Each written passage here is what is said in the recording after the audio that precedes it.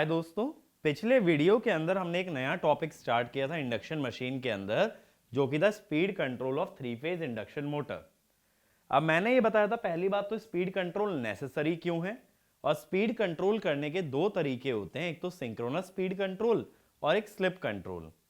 तो पिछले वीडियो में हमने अपना पूरा फोकस रखा था स्लिप कंट्रोल पे, जिसमें मैंने ये बताया था अगर स्लिप को वैरी कर लें तो स्पीड भी वैरी हो सकती है, जिसका पहला मेथड था वोल्टेज कंट्रोल।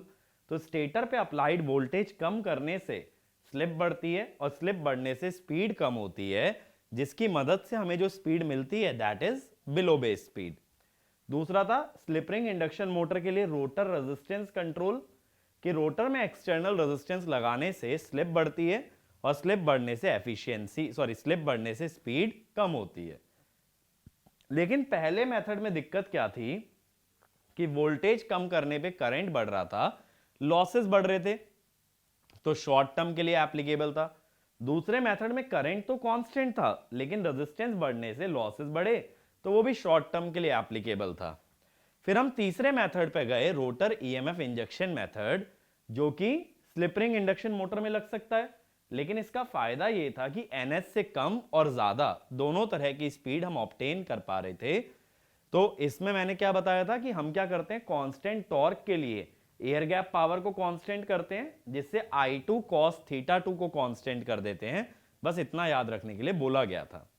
अब इस वीडियो के अंदर हम क्या करेंगे, हम सेकंड पार्ट स्टार्ट करेंगे स्पीड कंट्रोल का,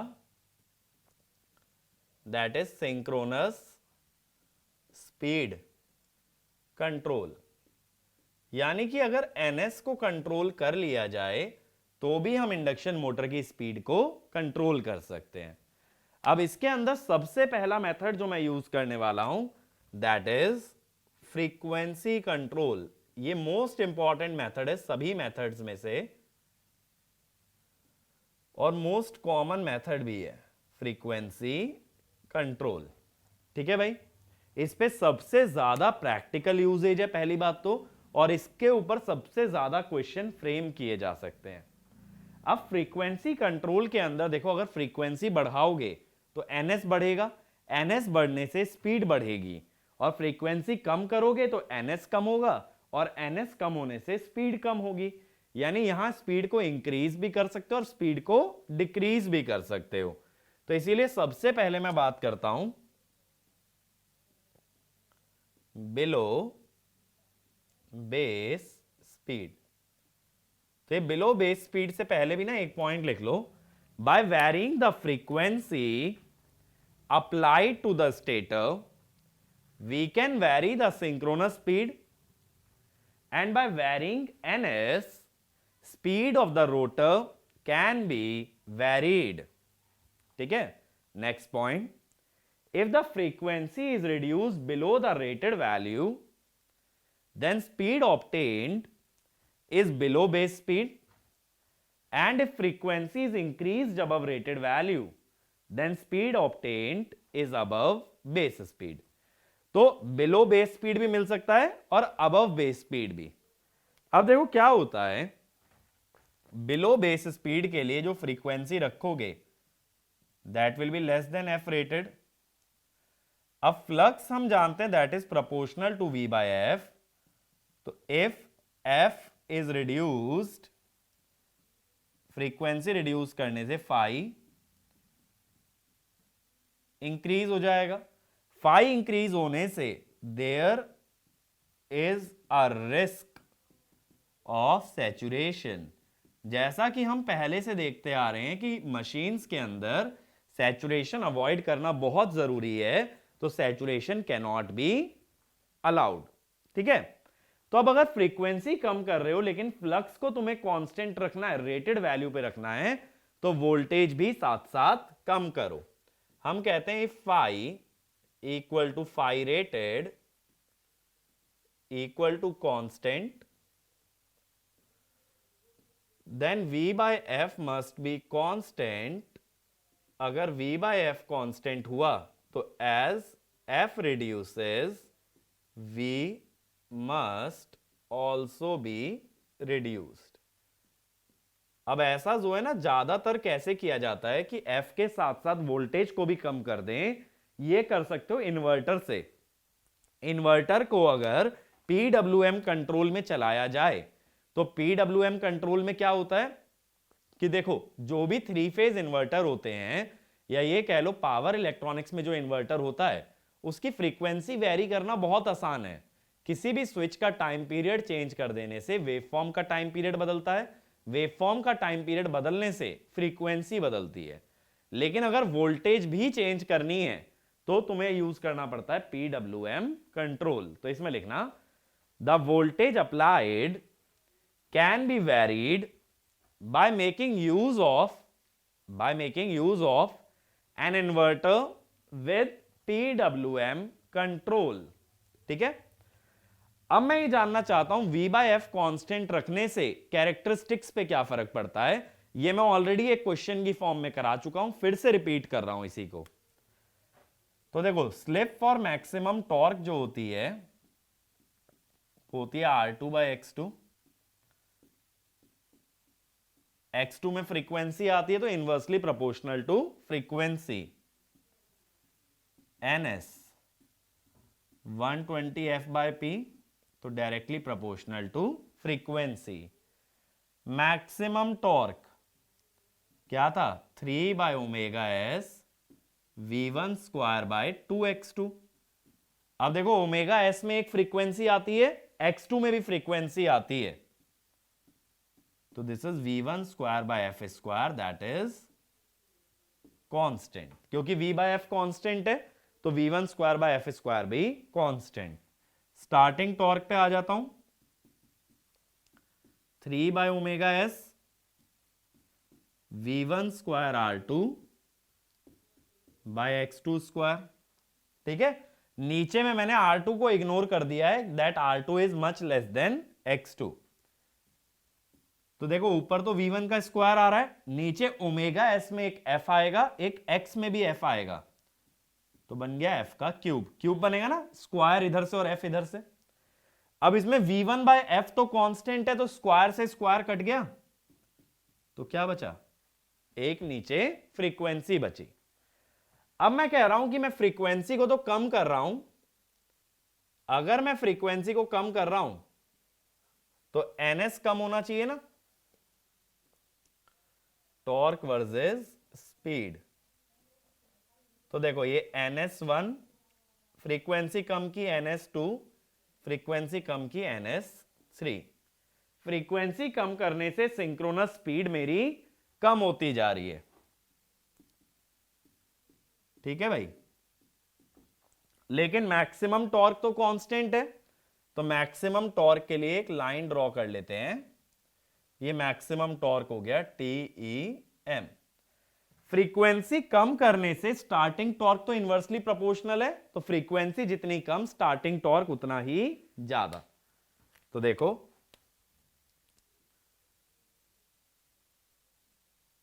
ये आ गई पहली कैरेक्टरिस्टिक। अब फ्रीक्वेंसी कम कर दोगे स्टार्टिंग टॉर्क बढ़ जाएगा,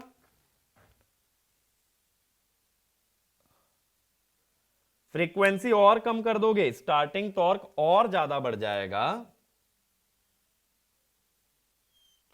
इस तरह से ये तीन कैरेक्टरिस्टिक बन जाएंगी हमारी एट 3 डिफरेंट फ्रीक्वेंसी।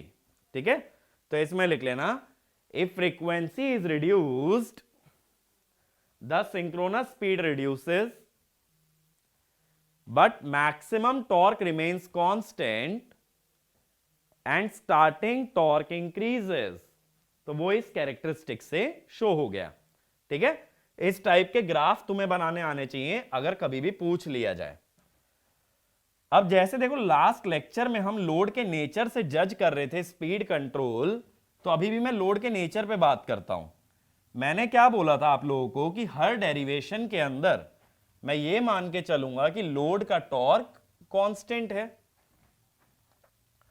तो अब मैं यही कहता हूं कि एट लो स्लिप टॉर्क का इक्वेशन क्या है भाई बताओ, 3 by omega S V1 square bye R2 dash. तो मैं कहता हूं इफ लोड टॉर्क, अगर लोड ऐसा है कि उसका टॉर्क कांस्टेंट है, तब क्या होगा,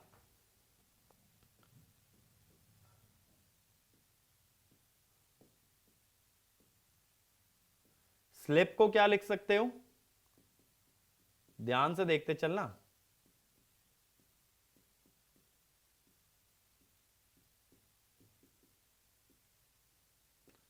अब नीचे देखो, ये जो NS है इसमें भी F आएगा, ओमेगा S में भी F आएगा।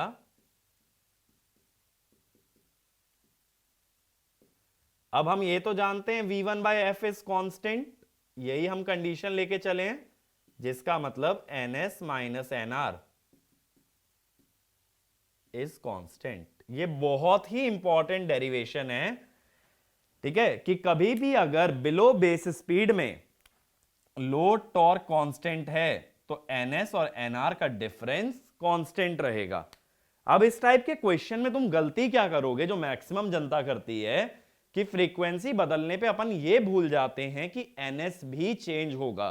ये बात याद रखना, अगर फ्रीक्वेंसी 50 हर्ट्ज से 40 हर्ट्ज ले आया तो NS को कांस्टेंट मत मान लेना, NS will very, but NS और NR का डिफरेंस कांस्टेंट रहेगा। ऐसे सोचो, अगर पहले NS 1500 आरपीएम था और मोटर घूम रही थी 1450 आरपीएम पे, तो कितना डिफरेंस था दोनों में, 50 आरपीएम। अब मैं फ्रीक्वेंसी कम करके अगर NS 1000 आरपीएम कर दूं, तब मोटर कितने पे घूमेगी, डिफरेंस अभी भी 50 का रहना चाहिए। तो अगर NS 1000 आरपीएम है तो मोटर घूमेगी 950 आरपीएम पे, ठीक है। तो ये कॉन्सेप्ट है यहां पे, अगर टॉर्क कांस्टेंट है तो NS minus NR will remain constant. ये समझ आया।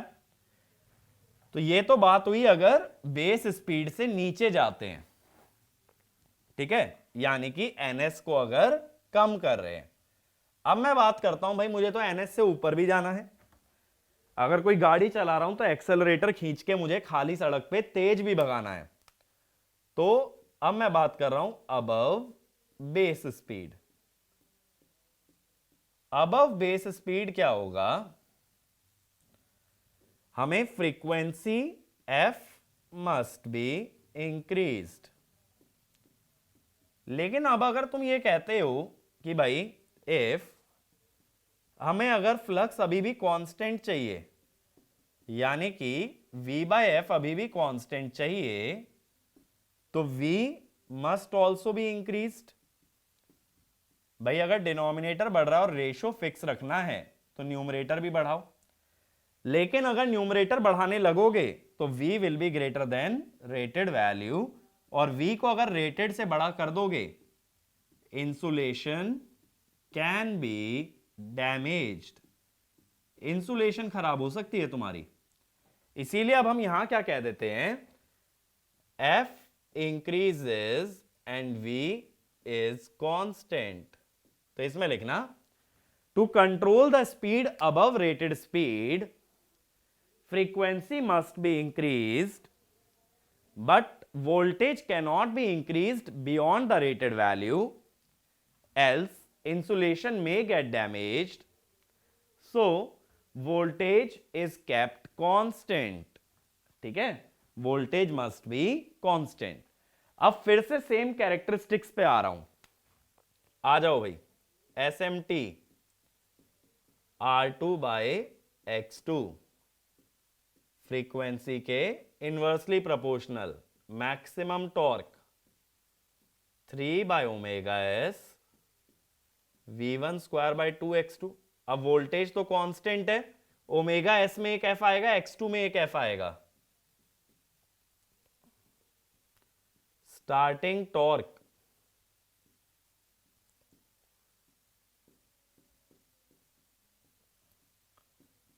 वोल्टेज तो कांस्टेंट है, तो 1 by F cube, omega S में एक एफ आएगा और x2 में भी एक एफ आएगा, और इसके अलावा ns,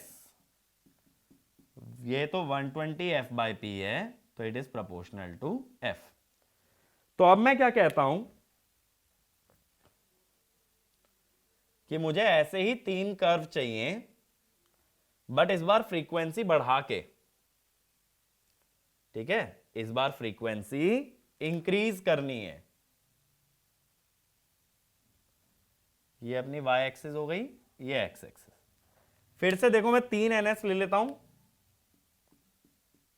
ns1, ns2, ns3, f1, f2, f3।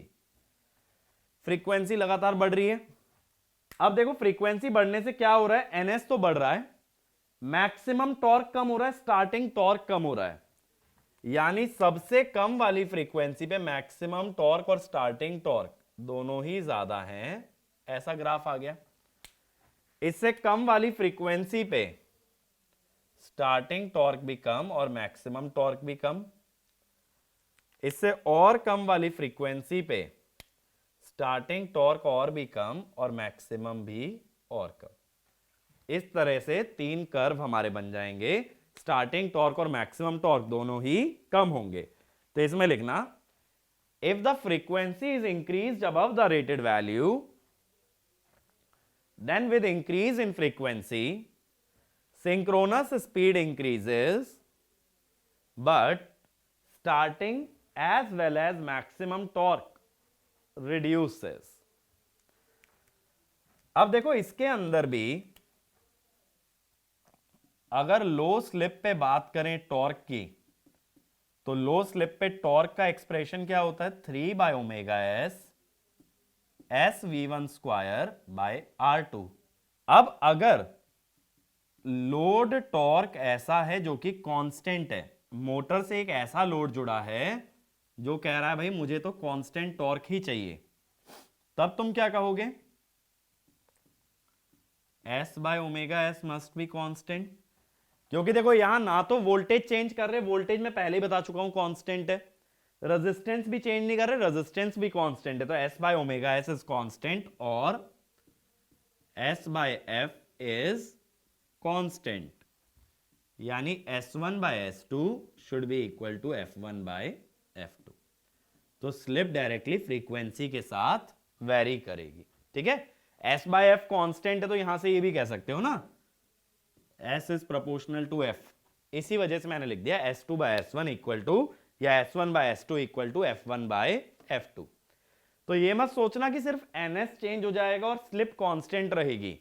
Slip कैसे चेंज होगी, that will be determined by the torque. तो इसमें लिखना, in this method as the frequency changes synchronous speed changes, but we must not assume the slip to be constant, rather slip will also vary and the variation will be determined based on the load torque। तो slip तो change होगी होगी और पता कैसे चलेगा, load torque वाली equation से। ये बात क्लियर है, अबव और बिलो बेस स्पीड। अब देखो ये जो फ्रीक्वेंसी कंट्रोल होता है ये रेटेड फ्रीक्वेंसी से नीचे भी होता है और ऊपर भी होता है। तो इसमें हम लोग क्या करते हैं कि ग्राफ प्लॉट कर लेते हैं, किसके बीच में, वोल्टेज और फ्रीक्वेंसी के बीच में। ओवरऑल वेरिएशन की बात करने के लिए वोल्टेज वर्सेस फ्रीक्वेंसी का ग्राफ बनाया जाता है।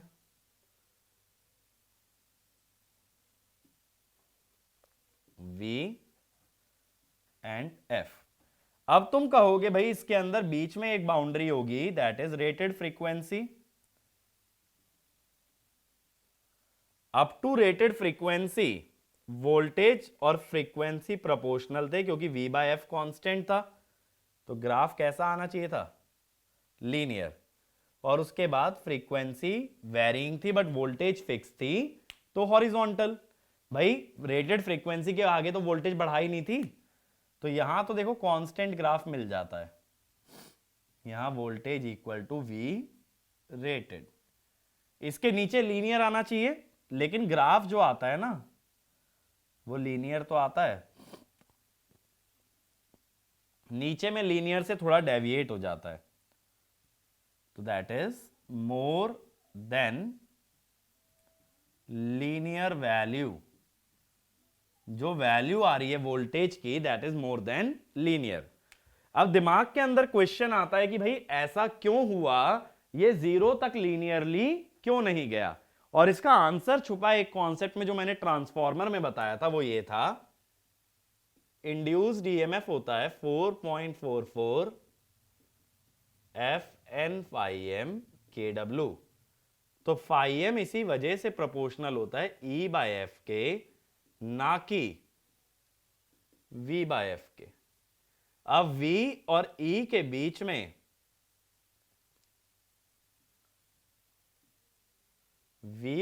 बीच में एक सीरीज इंपेडेंस का भी ड्रॉप आता है।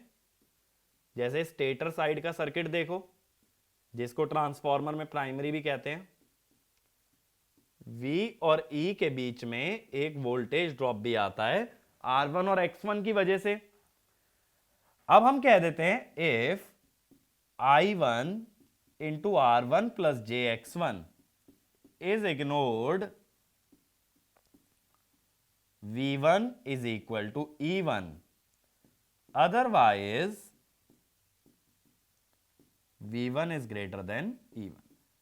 लैगिंग की बात कर रहा हूं, यह बात मैं पहले ही बता चुका हूं। लैगिंग में आगे जाते हुए वोल्टेज कम होती है, लीडिंग में आगे जाते हुए वोल्टेज बढ़ती है। लीडिंग का वोल्टेज रेगुलेशन नेगेटिव आता है, लैगिंग का वोल्टेज रेगुलेशन पॉजिटिव आता है। ठीक है, तो जनरली V1 E1 से बड़ा होता है, बट अगर वोल्टेज ड्रॉप इग्नोर कर दें तो V/F और E/F एक ही बात है।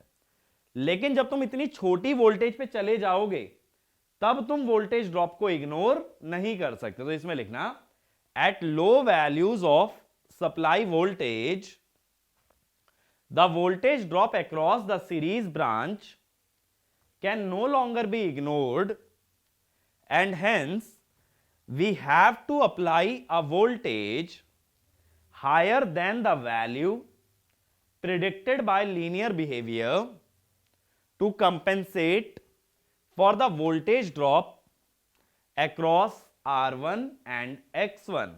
कहने का मतलब लीनियर रहना चाहिए E/F। E/F को तुम्हें लीनियर रखना है, तो E की वैल्यू V से तो छोटी है, तो यानी कि जो लीनियर वैल्यू आएगी वो E की आएगी, तुम्हें वैल्यू उससे ज्यादा लगानी पड़ेगी। तुम वैल्यू लगाओगे V1, लेकिन फ्लक्स किस पे डिपेंड करेगा? E1 पे। तुम चाहते हो E1 लीनियरली वेरी करे, बट V1 उससे ज्यादा होगा, इसीलिए वैल्यू लीनियर से थोड़ी ज्यादा आएगी। ठीक है, एक पॉइंट और लिखो, if V/F is taken as linear then since E is less than V, E/F is less than V/F and hence the flux obtained is less than rated value। यानी अगर ये ग्राफ तुम लीनियर ही चलाते रहते, V और F का graph linear चलता, तो V से छोटा आता E, तो V/F से छोटा आता E/F, और E/F से ही आता है फ्लक्स, यानी कि फ्लक्स छोटा आता या फ्लक्स रेटेड वैल्यू से कम आता।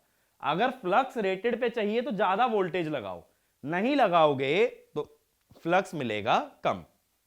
लीनियर लेके चलोगे तो फ्लक्स कम, और फ्लक्स रेटेड चाहिए तो लीनियर से ऊपर चलना पड़ेगा। ये इस पूरे मेथड का कंक्लूजन है। बात समझे? रेटेड फ्लक्स चाहिए तो लीनियर से ऊपर जाओ, लीनियर पे रहोगे तो फ्लक्स नीचे आ जाएगा। अब ये वाला मेथड क्लियर है? अगले मेथड पे चलता हूं, जो मैंने सिंक्रोनस स्पीड कंट्रोल के अंदर लिखवाया था। मैंने लिखवाया था पोल चेंजिंग टेक्निक। तो अगली हेडिंग डाल लेना, पोल चेंजिंग टेक्निक। अब मैंने ये भी एक्सप्लेन किया था लास्ट वीडियो के अंदर कि ये मेथड सिर्फ स्क्विरल केज इंडक्शन मोटर में लगाया जाता है, और उसका रीजन क्या होता है कि स्क्विरल केज इंडक्शन मोटर में अगर स्टेटर के पोल बदलें तो रोटर के पोल अपने आप ऑटोमेटिकली चेंज हो जाते हैं।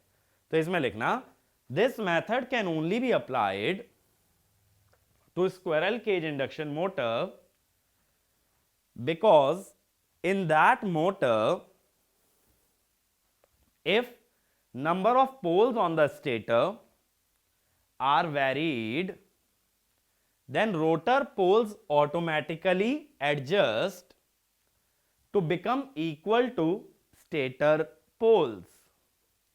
ठीक है, next point, in wound rotor induction motor if stator poles are changed the rotor needs to be rewound for same number of poles as the stator। ठीक है, अब बात यह आती है कि पोल चेंज करोगे कैसे, तो ये चीज समझो। इसको मैं तुम्हें प्रैक्टिकली शो करता हूं कि पोल बदले कैसे जाते हैं।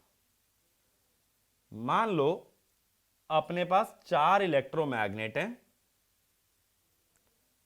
लेकिन इसमें से वाइंडिंग मैं सिर्फ 2 पे दे रहा हूं। वाइंडिंग मैं सिर्फ 2 पोल्स पे दे रहा हूं।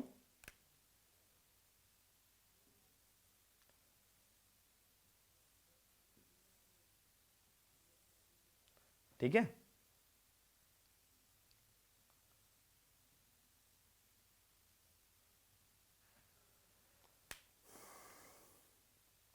अब जैसे मान लो कि इसमें करंट ऐसे जा रहा है,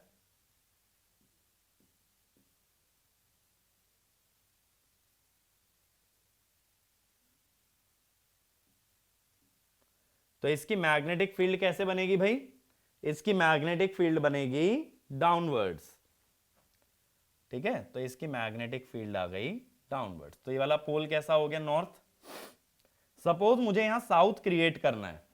साउथ क्रिएट करने के लिए इसकी मैग्नेटिक फील्ड इनवर्ड्स होनी चाहिए ना, इनवर्ड्स, क्योंकि पोल के अंदर जाती है तो साउथ पोल होता है, तो ऐसे होनी चाहिए। तो इसकी हो जाएगी इनवर्ड। ठीक है, अब मैं क्या करता हूं, यहां से करंट निकल रहा है,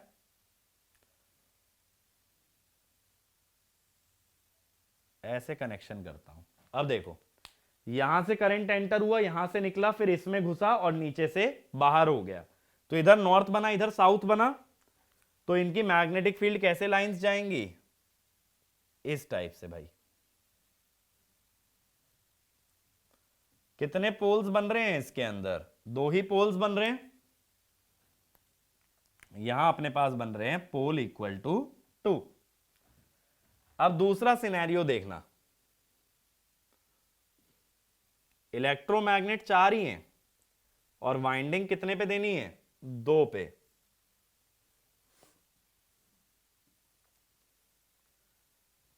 फिर से सेम ओरिएंटेशन बना रहा हूं वाइंडिंग की।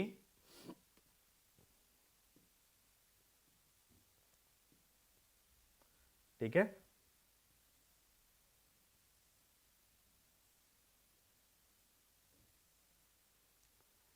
अब मैं क्या कहता हूं कि करंट इधर से एंटरिंग था, तो इधर से लीव कर रहा था, तो ये पोल की मैग्नेटिक फील्ड कैसे बनी थी? देखो, करंट इधर से लेफ्ट में जा रहा है तो बाहर की तरफ बनी थी, तो ये बन गया था नॉर्थ पोल। अब सपोज इस वायर को मैंने इस वाली वायर से जोड़ दिया, तो करंट ऐसे जाएगा। अब इसकी मैग्नेटिक फील्ड कैसे बनेगी? ऊपर की तरफ, करंट राइट में जा रहा है ना, ऊपर की तरफ बनेगी, तो ये भी बन गया नॉर्थ पोल। लेकिन दिमाग में क्वेश्चन ये आता है, भाई मैग्नेटिक फील्ड क्लोज पाथ में एग्जिस्ट करती है, अब वो कैसे होगा? देखना, ये नॉर्थ से निकली, इधर से अपना क्लोज पाथ पूरा कर लेगी, कर गई क्लोज पाथ पूरा। ये नॉर्थ से निकली, इधर से अपना क्लोज पाथ इसने पूरा कर लिया। ये नॉर्थ से निकली, फिर इधर से अपना क्लोज पाथ पूरा कर लिया। ये नॉर्थ से निकली, इधर से अपना क्लोज पाथ पूरा कर लिया। तो ये बीच वाले जो 2 इलेक्ट्रोमैग्नेट है जो हॉरिजॉन्टली रखे हैं, इसमें दोनों में ही मैग्नेटिक फील्ड अंदर जा रही है, तो ये बना साउथ, ये बना साउथ। अब कितने पोल हो गए? 4। यानी जस्ट फील्ड वाइंडिंग का कनेक्शन चेंज करके, या ये कह दो स्टेटर वाइंडिंग का कनेक्शन बदल के, we can change the number of pole. Number of pole लेकिन जो चेंज होते हैं ना, वो सीधे 2 के फैक्टर से होते हैं। या तो डबल कर सकते हो, या उधर से इधर आओगे तो हाफ कर सकते हो। तो इसमें लिखना, by changing the connection of the stator winding we can change the number of poles on stator winding by a factor of 2, by a factor of 2। यही होती है पोल चेंजिंग टेक्निक। स्पीड कम करनी है तो 4 से 2 पे आ जाओ, सॉरी स्पीड बढ़ानी है तो पोल्स कम कर लो, और स्पीड कम करनी है तो पोल्स इंक्रीज कर लो, क्योंकि ns is inversely proportional to number of pole. Pole ज्यादा लोगे तो ns कम, पोल कम लोगे तो ns ज्यादा। ठीक है, अब इसके बाद मैं आखिरी मेथड पे आ रहा हूं सिंक्रोनस स्पीड कंट्रोल के, जिसे हम कहते हैं कास्केडिंग ऑफ इंडक्शन मोटर, या दूसरा स्लिप पावर रिकवरी। ठीक है, स्लिप पावर रिकवरी। अब क्या होता है देखो, कि पहली बात तो ये समझो, मैंने बताया था जो एयर गैप पावर होती है वो स्टेटर से रोटर की तरफ जाती है by means of air gap.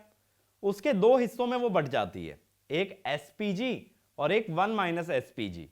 मैंने बोला था एसपीजी होता है रोटर कॉपर लॉस, लेकिन इसमें यह ध्यान रखना ये क्या है, ये एयर गैप पावर का इलेक्ट्रिकल पोर्शन है, और 1 - एसपीजी क्या है, मैकेनिकल पोर्शन है। मैंने यही चीज तुमको समझाई थी कि चाहे मोटर को क्वेश्चन में लॉसलेस बोल दे, बट ये एसपीजी को इग्नोर नहीं करोगे। एसपीजी हमेशा रहेगा whether or not it is treated as a loss. ऐसे सोचना है, एयर गैप पावर के दो पार्ट्स होते हैं, one electrical and the other mechanical. तो SPG will always be there whether the motor is lossy और लॉसलेस, एसपीजी तो रहेगा। अब ये एसपीजी वैसे तो रोटर कॉपर लॉस में वेस्ट हो जाता है, लेकिन इस पावर को अगर यूटिलाइज कर लिया जाए then it is called as slip power recovery. तो इसमें लिखना air gap power has two components, पहला लिखो इलेक्ट्रिकल इक्वल टू एसपीजी, दूसरा mechanical 1 - SPG. Next point, even if the motor is lossless, the mechanical power that can be obtained is 1 - SPG। ठीक है, अगला point, the power SPG is usually dissipated as rotor copper loss, but if this power can be utilized to run another induction motor, then it is called as slip power recovery, then it is called as slip power recovery। तो इसके लिए हम क्या करते हैं कि दो induction motor को कास्केड करते हैं। अब इसमें कंपल्शन ये होता है कि पहली मोटर होनी चाहिए स्लिप रिंग इंडक्शन मोटर। ठीक है, अब यहां हम देंगे एक 3 फेज एसी सप्लाई जिसकी फ्रीक्वेंसी होगी F1, ये चलेगी S1 स्लिप पे और इसके पोल्स होंगे P1। अब इसका जो शाफ्ट होगा उस पे 3 स्लिप रिंग्स आ रही होंगी,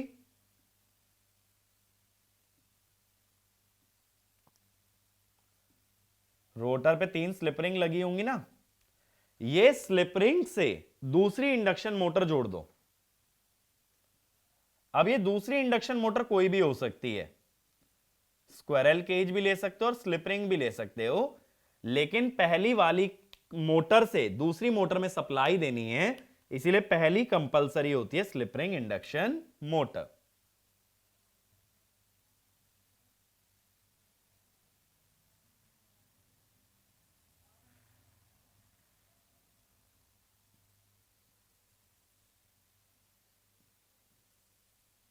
ये जोड़ दिया हमने।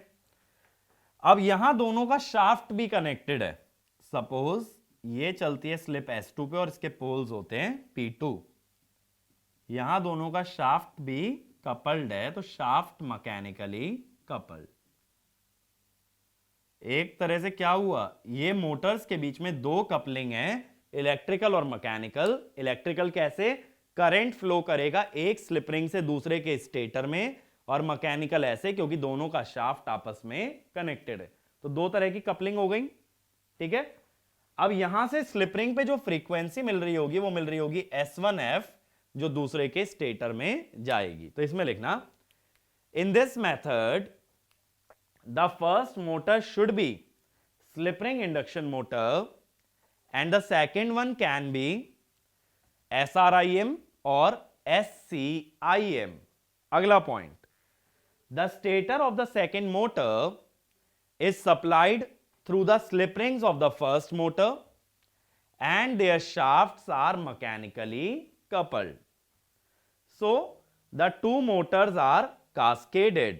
Agla point, if the motors are cascaded such that they produce torque in the same direction, which means their rotating magnetic field rotates in the same direction.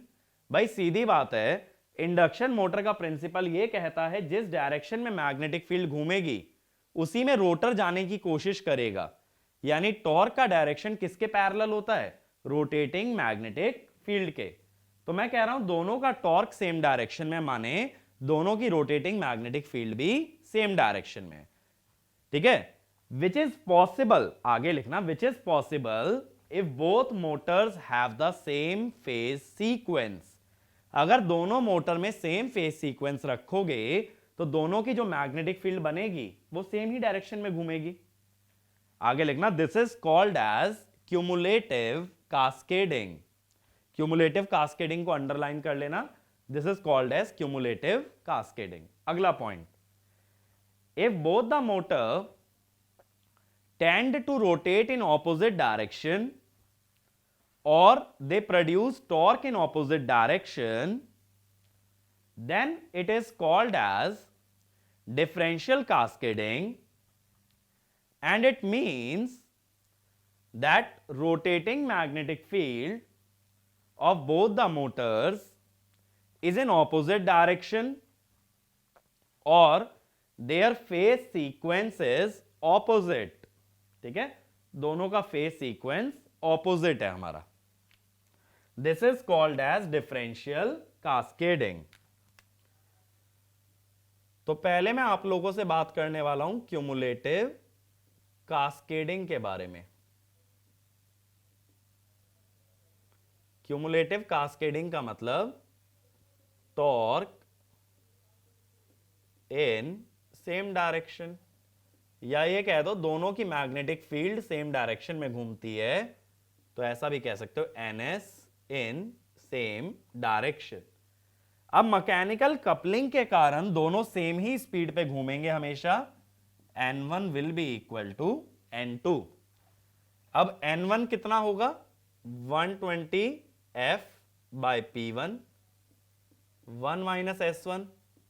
N2 इसकी फ्रीक्वेंसी है S1F by P2, 1 minus S2. If S2 is very small,